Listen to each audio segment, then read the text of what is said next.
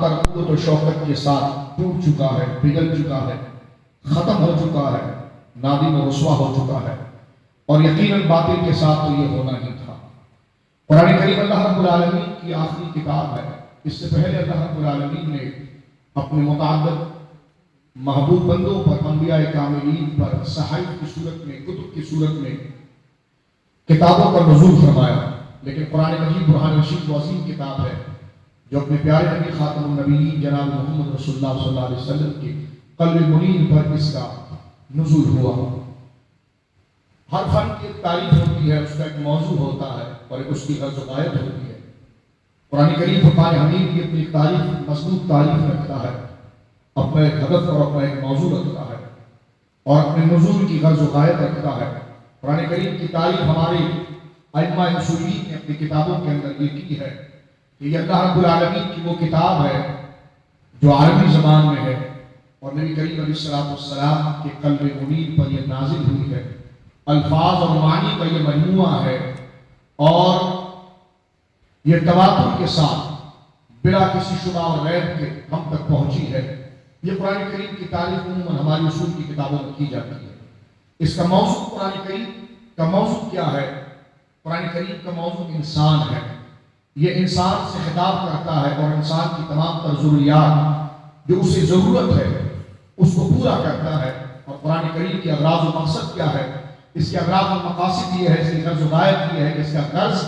انسانوں کے ساتھ یہ ہے کہ جو انسان صراط مستقیم سے اپنے آپ کو گمراہ کر چکے ہیں ان کے لیے ہدایت کا سامان فرما کرے۔ یہ قرآن کریم کا موضوع اور اس کی غرض و غایت کے بعد ہمیں یہ بات واضح ہو جاتی ہے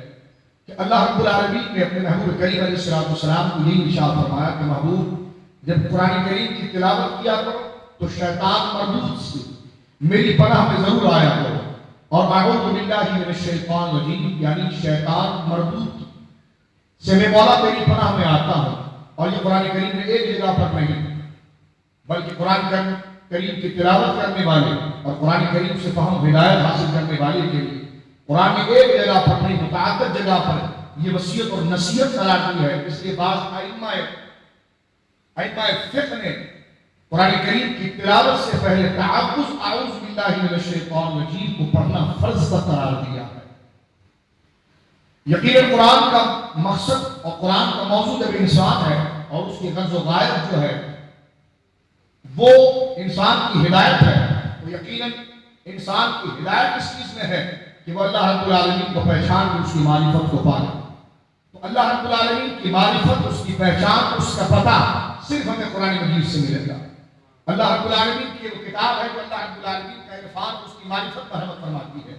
اور شیطان لعین یہ کبھی نہیں چاہتا کہ اس کے بندوں کو اللہ رب العالمین کی معرفت مل جائے اور قرآن کریم فرقان حمید کا وہ فہم حاصل کرے۔ اس لیے شیطان اپنے پورے زور کے ساتھ، اپنی پوری قوت کے ساتھ، اپنے تمام چیلے چاٹوں کے ساتھ، اپنے تمام حوالیوں کے ساتھ پورا زور لگاتا ہے قرآن کی تلاوت کرنے والے کو اس سے روکنے کے لیے، اور وہ لوگ جو قرآن سے فہم اور تعلیم حاصل کرتے ہیں ان کو اس سے روکنے کے لیے شیطان پوری کوشش کرتا ہے۔ اس لیے کہ اگر انسانوں کو قرآن کی معرفت حاصل ہو گئی، قرآن سے ہدایت حاصل ہو گئی تو ان کا کام ہو گیا اور انہیں اللہ رب العالمین کا پتہ مل گیا۔ اور ابلیس کبھی نہیں چاہتا کہ انہیں اللہ رب العالمین کا جو عرفان ہے، اللہ کی معرفت ہے، اللہ کو جو پتہ ہے، اللہ کے غضب و رضا کے جو تقاضوں کا مظہر ادب ہے، قرآن مجید برہان رشید کی معرفت حاصل ہو۔ اس لیے اللہ رب العالمین نے فرمایا کہ محبوب جو بھی کلام مجید کو کھولتا ہے اس سے پہلے یہ وصیت کر دو کہ وہ اعوذ باللہ من الشیطان الرجیم پڑھ دیا ہے۔ میرے دوستو، بظاہر یہ فلسفہ ہمیں بہت عام سا لگتا ہے کہ بس ہم اعوذ باللہ من الشیطان الرجیم پڑھ کے چلے جاتے ہیں، نکل جاتے ہیں۔ ہمارا ذہن اس کی افادیت، اس کی معنویت، اس کی اہمیت کی طرف نہیں ہوتا کہ آخر سید عالم صلی اللہ علیہ وسلم کو اللہ رب العالمین نے اس بات کا کیوں حکم دیا کہ جب قرآن کی تلاوت کریں